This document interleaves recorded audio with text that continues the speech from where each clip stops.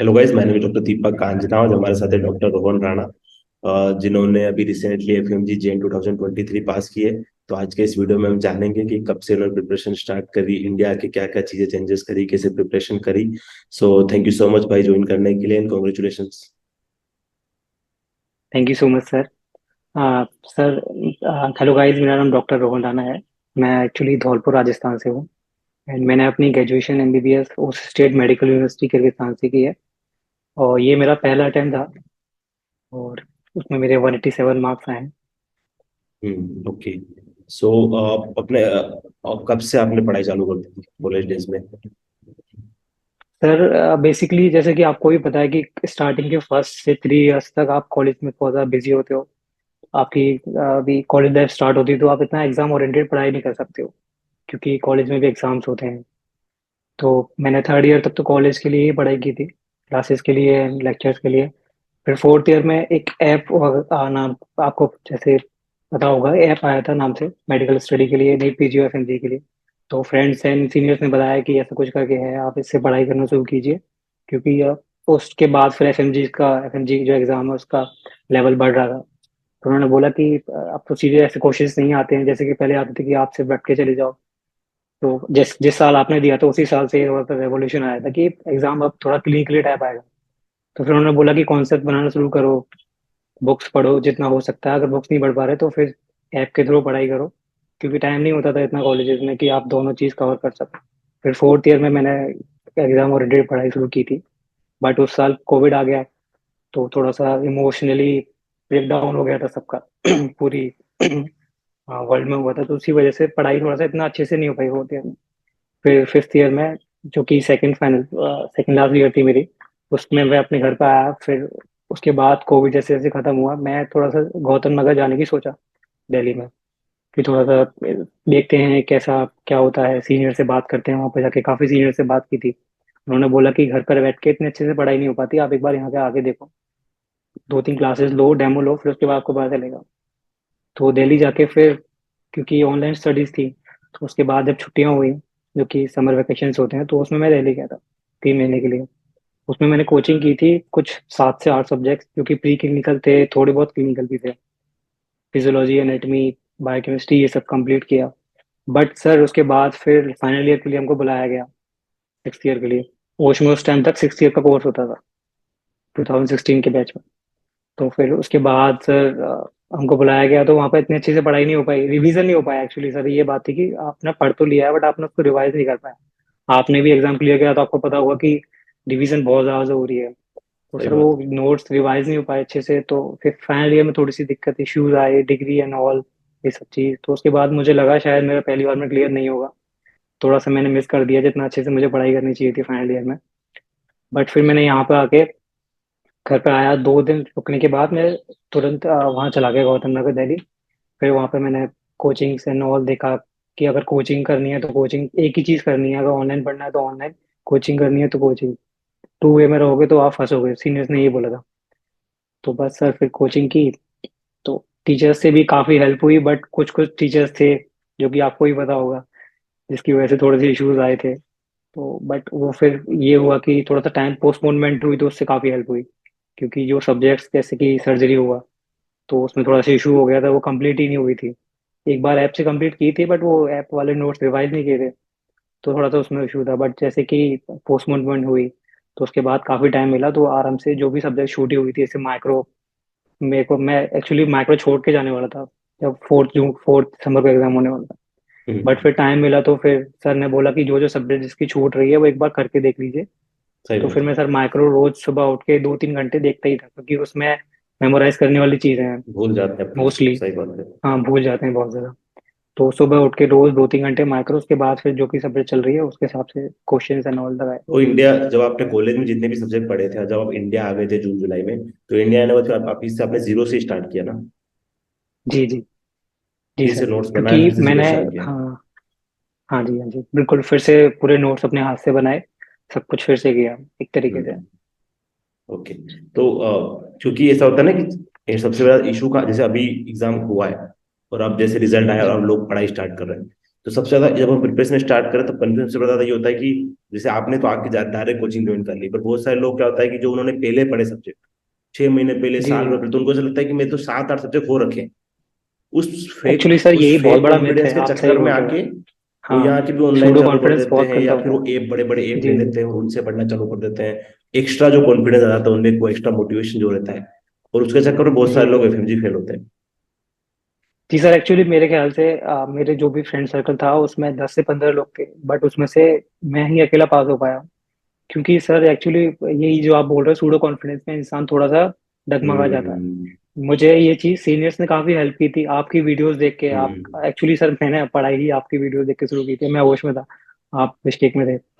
तो हाँ। सर फिर उन्होंने यही बोला था कि आपने की होंगी पहले सब्जेक्ट्स, बट जो लास्ट टाइम की रिवीजन एंड दोबारा से करना होता है, आप फिर से शुरू, जीरो से शुरू कीजिए कोई भी लाइव क्लासेस सब्जेक्ट। लो आप, ऐसे लाइव मत। क्लासेस किसी भी प्लेटफॉर्म पे हो, भले वो ऑनलाइन लो भले हाँ ऑफलाइन लो, पर लाइव जी जी। क्लासेस। हाँ, लाइव क्लासेस लो, जो रिकॉर्डेड होती हैं उसमें थोड़ा सा अपना, जैसे कि वो तो अपन बहुत ह्यूमन ज्यादा बीइंग का जो मेंटली नेचर बहुत होता ज्यादा है। होता है ना, 4-5 मंथ में वो चीजें हाँ, कवर अप नहीं कर पाता। हाँ, वो चीजें न अच्छी कवर हैं। अप भी नहीं हो सकती। वो चीजें सिर्फ कॉलेज डेज के लिए अच्छी है कि आप कॉलेज में हो, जी जी, फोर्थ ईयर, जब फिफ्थ आपके ईयर पास तक, टाइम सिक्स हो। ईयर तक। तो कॉलेज में ऑब्वियसली हम लाइव क्लासेस नहीं ले सकते हैं, या अगर आपके कॉलेज में कोई क्लासेस आ रही है तो ऑब्वियसली वो तो अटेंड करो ही जी करो। जी। हाँ, बिल्कुल। वही है सर कि ऑनलाइन एक्चुअली सर मेरे को रिकॉर्डेड में मेरा इतना अच्छा रिकॉर्ड नहीं था, मुझे हम्म। थोड़ा सा रह जाता था कि मैं वो कल कर इंसान लूंगा, सोचता है कल कि कर चलो लूंगा। पढ़ा है, कल देख लेंगे, परसों देख लेंगे। हाँ हाँ, वही। तो हम्म। फिर मैंने इसी वजह से काफी सारे दोस्तों ने बोला कि ऑफलाइन क्लासेस मत ले, ऑफलाइन क्लासेस थोड़ा सा कम कम मैटर रहता है इनका, थोड़ा सा हेक्टिक हो कम जाता पढ़ाते हैं ये है, लोग। 12 घंटे क्लासेस हाँ, लगती हैं, हैक्टिक हो ये हो जाता है, जाता बारह है, घंटे वो सुबह 9 बहाने। से शाम को 9 तक। तो ऐसे लोगों हाँ को मैं जी। एक ही बात बोलता हूँ कि अगर आप 5-6 साल की पढ़ाई अगर 4-5 महीने में अगर आपको करना है, तो वही एक ऑप्शन है। जी जी। जी जी, बिल्कुल सही ऑप्शन आपने सही बताया। मेरे सीनियर्स जो भी थे, भैया वगैरह, उन्होंने भी यही ऑप्शन मुझको सलाह दी थी कि ठीक है, आप सूडो कॉन्फिडेंस मत रहो, फिर भी आप जीरो से फिर भी स्टार्ट कीजिए एक बार सही और बात है। रिवीजन कीजिए, रिवीजन की यही आपने बोला था एक बार वीडियोस बिल्कुल। में, और यही सारे सीनियर्स ने बोला था। सही बात है। सो जब आपने इंडिया के भी, क्योंकि कॉलेज में कोई भी तो कंसिस्टेंट तो रहता नहीं ना इंसान, हम ना हम थे कोई ना। कॉलेज में, इंडिया आने के बाद ही फिर एक एक एक्स्ट्रा एनर्जी आ जाती है, जो एक्स्ट्रा पुश मिलता है आपको। तो क्योंकि अब स्टार्टिंग में जब इंडिया आ जाते हैं तो सब लोग अपना 100% नहीं देते, कुछ तो फिर भी वो मस्ती वाले माहौल में रहते हैं। हमारे बहुत सारे दोस्त हैं जी जो फर्स्ट सेकंड अटेम्प्ट में बहुत मस्ती वाले मूड में रहते हैं, हो जाएगा, लाइट लेते हैं कि चलो हो जाएगा हो जाएगा। तो स्टार्टिंग का जो स्ट्रगल, क्योंकि अपना भी मन करता है ना, फिर अगर लोग दूसरे लोग मस्ती कर रहे हैं तो। जी सर, एक्चुअली यही होता है जो कि सबसे बड़ा डिस्ट्रैक्शन है, कि आपके दोस्त क्या कर रहे हैं।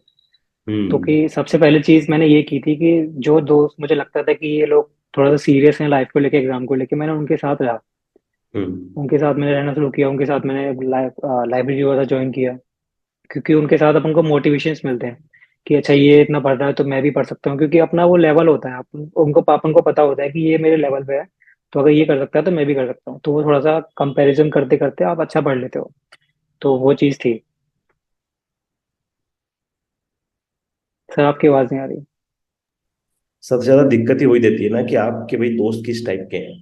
और पूरा डिपेंड वो भी नहीं करना चाहिए, क्योंकि जब मैं खुद भी फर्स्ट अटेम्प्ट में था तो मेरे साथ, क्योंकि उस समय तो ऑनलाइन था, तो मेरे साथ दो दोस्त ऐसे थे जिनको मैं मुंह पे भी बोलता हूँ ये बात, तो वो उस समय नहीं थे सीरियस फर्स्ट अटेम्प्ट में, जब और हम साथ में पढ़ते थे, क्योंकि उस समय तो कोविड था, तो लॉकडाउन था, तो दिल्ली जा नहीं सकते थे, तो ऑनलाइन लाइव लाइव जी। क्लासेस ही ऑनलाइन लेनी पड़ी थी हमको। तो वो लोग सोते रहते थे, मैं एक रूम में दूसरे रूम में पढ़ता था, और वो लोग सोते थे, वो लोग 9 बजे 10 बजे उठते थे आराम से, और दिन में भी जब मन पड़ा तब खाए न पिए बाहर निकल गए, सो गए। बट अगर आप में वो कहीं ना कहीं वो चीज आपको डिस्ट्रैक्ट तो करेगी ही करेगी थोड़ा बहुत। डिस्ट्रैक्ट बट करती कहीं है। ना कहीं आपके अंदर भी इतना फिर वो मोटिवेशन, और आपके अंदर उतना होना चाहिए गोल कि यार अपने को क्या करना है, अब अपना को कितना टाइम बच रहा है, तो उसके हिसाब से अपने लिए क्या ज्यादा सही है। इनके साथ घूमना, इनके साथ सोना, वो ज्यादा अपने लिए ज्यादा जरूरी है, या फिर अपने लिए पढ़ना। प्रायोरिटीज तो आपको सेट करनी ही पड़ेगी। जी सर, एक्चुअली मैं इस चीज़ में अपने पेरेंट्स को काफ़ी ज़्यादा शेयर देना चाहूँगा, क्योंकि वो हम्म। ही एक जो होते हैं, प्योर सोल होती है आपके पीछे, सही जो बात कि है। जिनका कोई मतलब नहीं होता आपसे, आपको सिर्फ खुश देखना चाहते हैं वो लोग। तो सही उन्होंने बात काफी है। मुझे मोटिवेट किया। बीच में ऐसे 2-3 बार ऐसा हुआ कि मेरी तबीयत खराब हुई, मुझे टाइफाइड हुआ, डेंगू भी हुआ था, इस टाइम डेंगू चल रहा था। तो जैसे कि मेरा घर पास है दिल्ली से काफी, 2-3 घंटे का रास्ता है, तो मैं चला जाता था घर पर। बट मैं घर पे भी सारी बुक्स लेके जाता था पूरी, पूरा जो बैक होता है सारा, क्योंकि मुझे ऐसा लगता था कि तो अगर दिल्ली कुछ रह गौतम गया तो नगर में आगे तो मैं एक नहीं पढ़ ये पाया। चीज चलती है, अगर आप बीमार नहीं हुए मतलब आप पास नहीं हो पाओगे वहां पे। जी जी, ये तो जब मैंने पहली क्लासेस ली थी तो सर ने भी बोला था कि अगर आप यहाँ पे आपको डेंगू टाइफाइड नहीं हुआ तो आप पास नहीं हो सकते। सही बात है। तो जब चीजें जब अब फिर आपने जैसे अपन क्या होता है ना, जब कॉलेज से इंडिया आते हैं तो कॉलेज में होते हैं तब तो हमें क्या होता है कि वो एक बिल्कुल हम एक दूसरी दुनिया में ही रहते हैं। इंडिया आने जी के जी। बाद ये एक दुनिया बिल्कुल अलग है।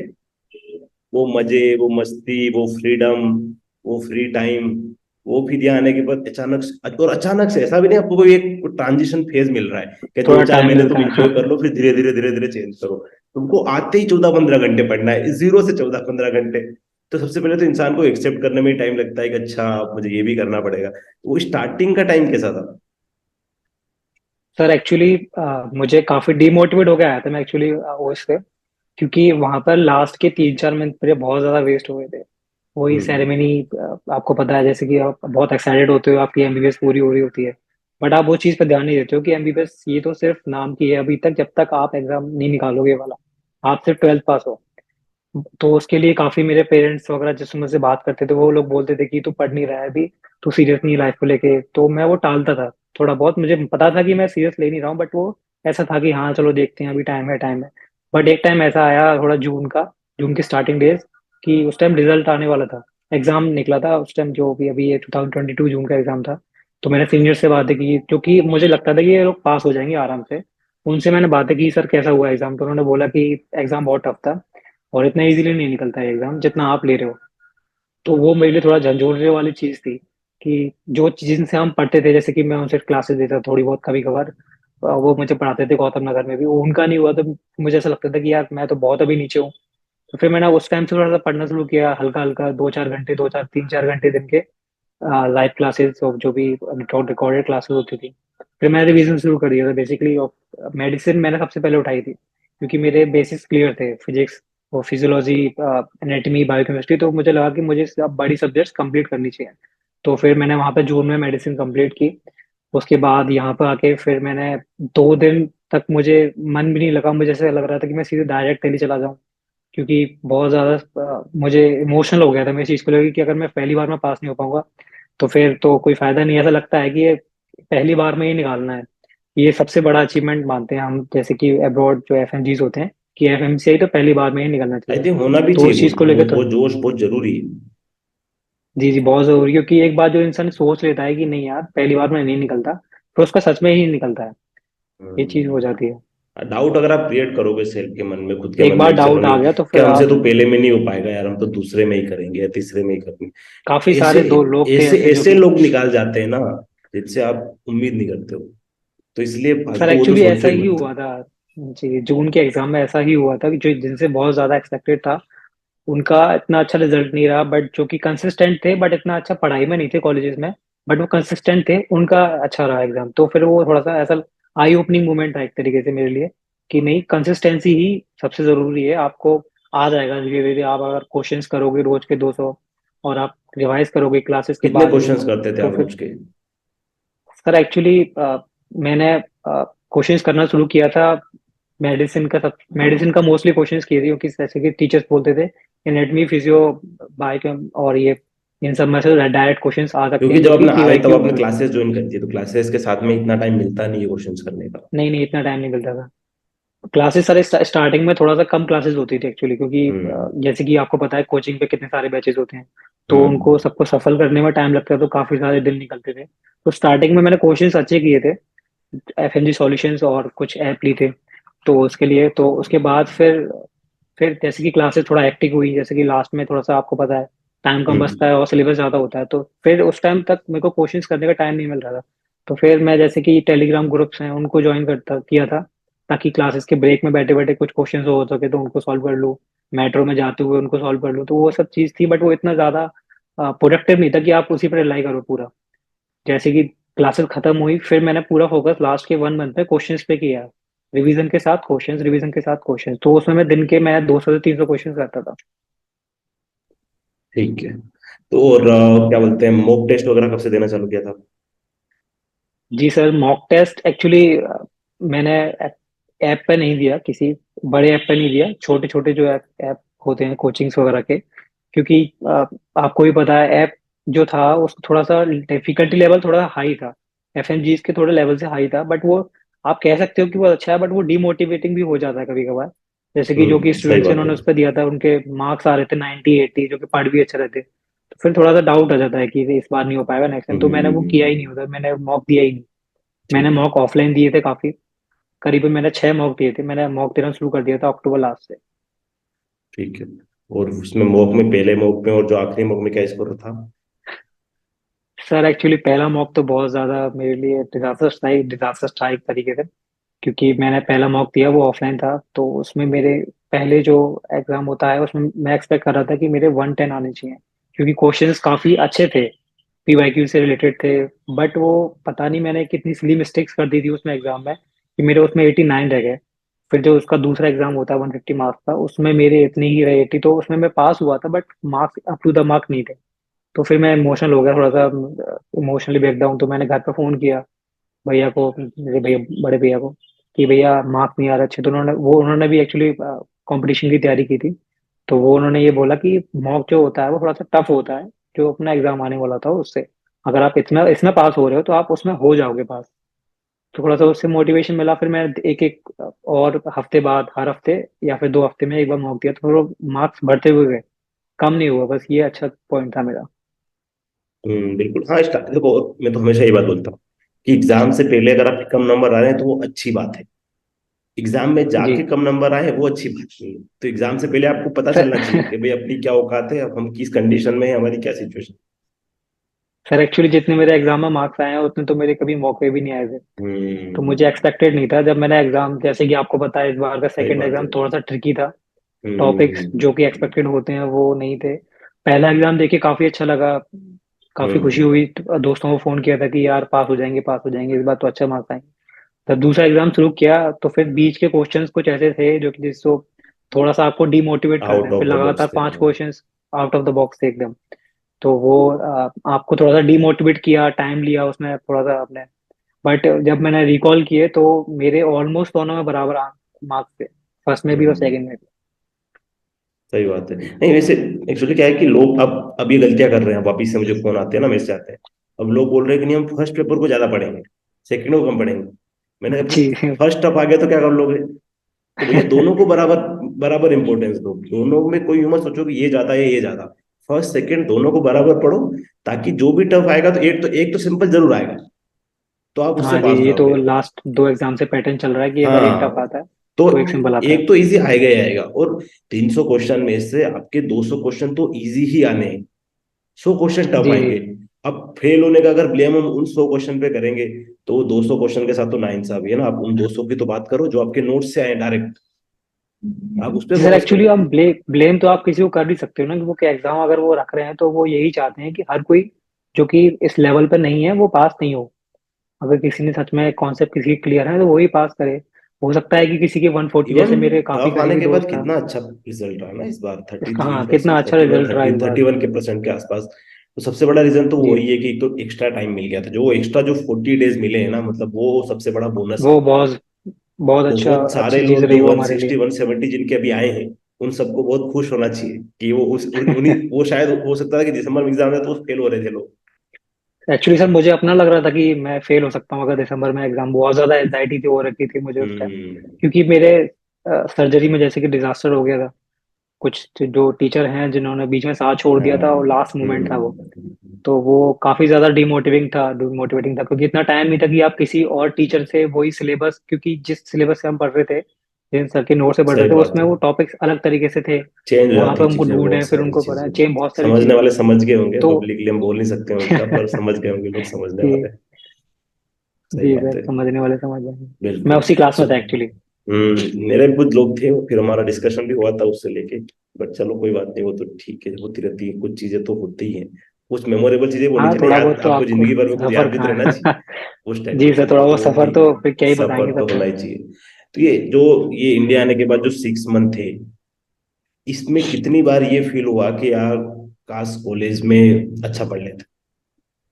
सर हर दिन, हर हम्म। दिन रात को सोने से पहले सुबह उठते ही ये फील तो हमेशा से होता था कि काश मैं ये कब से स्टार्ट कर दिया होता कि अब मुझे इतनी प्रॉब्लम नहीं आ रही होती। क्योंकि सर जब आप रिवाइज करते हो तो कुछ कुछ चीजें ऐसी होती हैं कि जो ऐसा लगता है कि मैं पहली बार पढ़ रहा हूँ इसको, ये मैंने कब पढ़ा था। कुछ कुछ टॉपिक ऐसे होते हैं कि जो बार बार मेमोराइज करने पे भी नहीं होते। तो तब बहुत ज्यादा फील होता था कि काश मैंने उस टाइम पढ़ा होता। और मैं फिर जैसे कि एग्जाम निकला तो सबसे पहले जो भी मेरे जूनियर्स हैं, दोस्त हैं, उन्होंने मेरे को फोन किया कि रोहन आपका रिजल्ट बहुत अच्छा रहा है, तो आपने क्या स्ट्रेटेजी अपनाई। तो मेरा उनसे यही है कि अगर आपके पास अभी टाइम है, जैसे कि आज जो फाइनल ईयर में, सेकंड फाइनल ईयर में है, तो आप अभी से स्टार्ट कर दीजिए। आप ये मत सोचिए कि मैं थोड़ा सा लूज स्टार्ट करता हूँ। रिवीजन बहुत जरूरी है, अभी आप रिवीजन करोगे तो आपके टिप्स पे आ जाएंगी चीजें। बिल्कुल बिल्कुल सही बात है। सो आई थिंक ज्यादातर चीज डिस्कस कर लिए हैं। लास्ट में जो लोग अभी फेल हुए हैं, तो आपने कुछ आपकी जो आपको लगता है कि मैंने भी कुछ गलतियां करी थी अपनी प्रिपरेशन के टाइम पे, क्योंकि हर इंसान की कुछ होती है, तो वो कुछ टिप्स जो लोग अभी फेल हुए हैं, और जूनियर्स का तो ऑलरेडी आपने बताई दी। सर टिप्स तो मैं बस यही कहना चाहूंगा कि आप खुद पर पहले तो भरोसा कीजिए कि हाँ मैं कर लूंगा। क्योंकि बाकी लोग जो भी बोलते रहे, जब तक आपको खुद पर भरोसा नहीं होगा तो आप वो चीज फिर आगे नहीं बढ़ सकते वहां से। काफी दोस्त मेरे ऐसे थे जो कि खुद लास्ट मोमेंट पे आके, लास्ट के 1 मंथ में आके उन्होंने ये सोच लिया था कि नहीं यार इस बार नहीं हो पाएगा। बट अगर मैंने भी वो सोच लिया होता तो मेरा भी नहीं होता। बट मैंने बिल्कुल, ये लास्ट के बिल्कुल 1 मंथ बहुत ये ज्यादा बहुत सही जरूरी है। पॉइंट बोले आपने। जो मेरे साथ भी जो मेरे दोस्त थे ना, उन्होंने एग्जाम से 1 डेढ़ महीने पहले कि सोच लिया था कि नहीं यार मेरा नहीं होगा। जी। तो आप भले आपकी प्रिपरेशन अच्छी नहीं हुई हो, आप करते रहो, एग्जाम डे तक मत सोचो कि भाई मैं नहीं होऊंगा या नहीं होगा, वो रिजल्ट पे छोड़ दो वो चीज। हम्म। जी सर, एक्चुअली वही मेरे एक बहुत करीबी दोस्त था जो कि मेरा रूममेट भी था।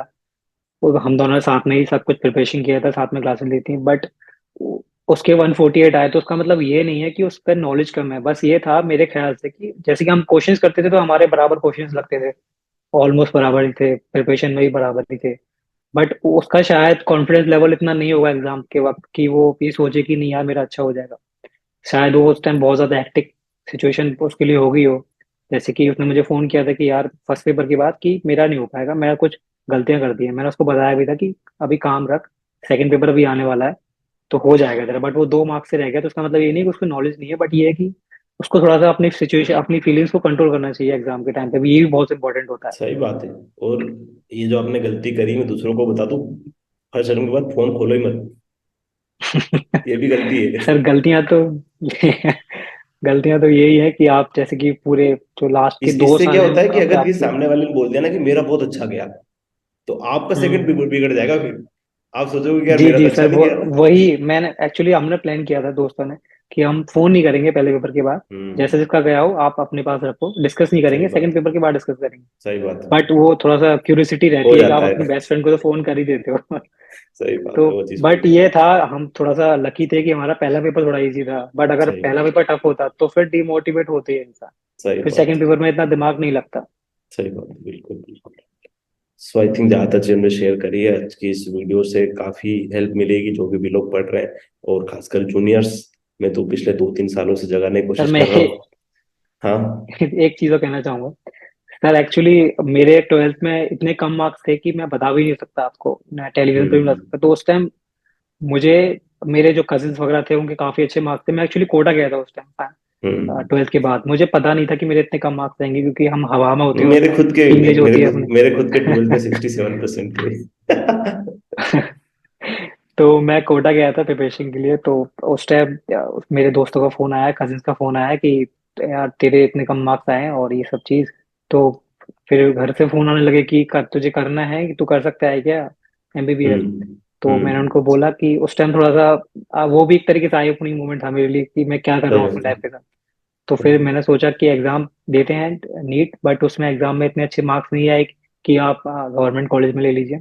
प्राइवेट कॉलेज हम्म। में भी मैंने एडमिशन लेने की कोशिश की, बट वो फिर मैंने सोचा कि अगर बाहर ऑप्शन है तो आप वो कर लीजिए, वो अच्छा ऑप्शन है आपके पास। तो मैंने फिर बाहर जाना सोचा।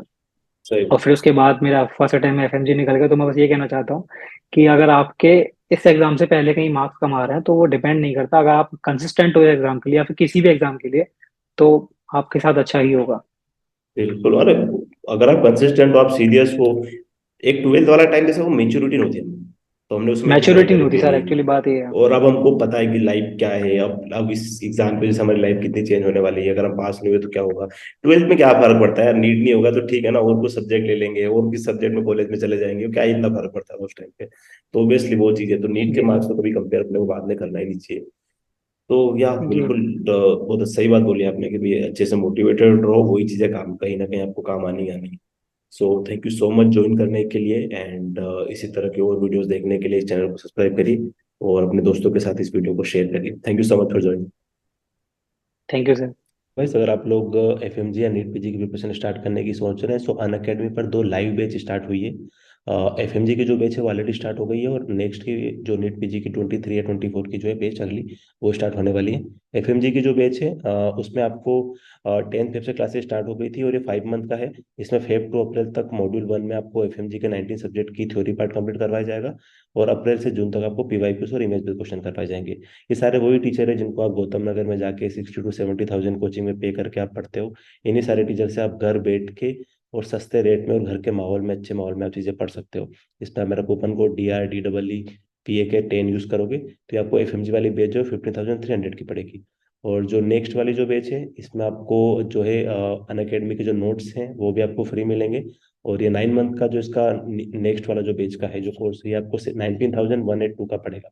और इसकी बैच जो है वो 28 फेब से स्टार्ट हो रही है। तो इसमें भी वही निकिता मैम, प्रीति मैम और प्रीतेश सर, सारे जो बेस्ट फैकल्टीज है जो आप कोचिंग में पढ़ाते हैं, आपको वही सारे फैकल्टीज यहाँ पे अवेलेबल है। तो घर बैठ के आप सारी चीज़ें इनसे कवर अप कर सकते हैं। ये बैच आपकी 28 फेब से स्टार्ट हो जाएगी। इसमें भी आप मेरा कूपन कोड यूज़ कर सकते हैं DRDEE PAK10, तो आपको 20% एक्स्ट्रा डिस्काउंट इसमें मिल जाएगा। तो इसी तरह आप घर बैठ के और अन अकेडमी के साथ अपनी प्रिपरेशन स्टार्ट करने की सोच रहे हैं, सो अभी जाइए और अन अकेडमी को सब्सक्राइब करिए और अपनी पढ़ाई को चालू करिए।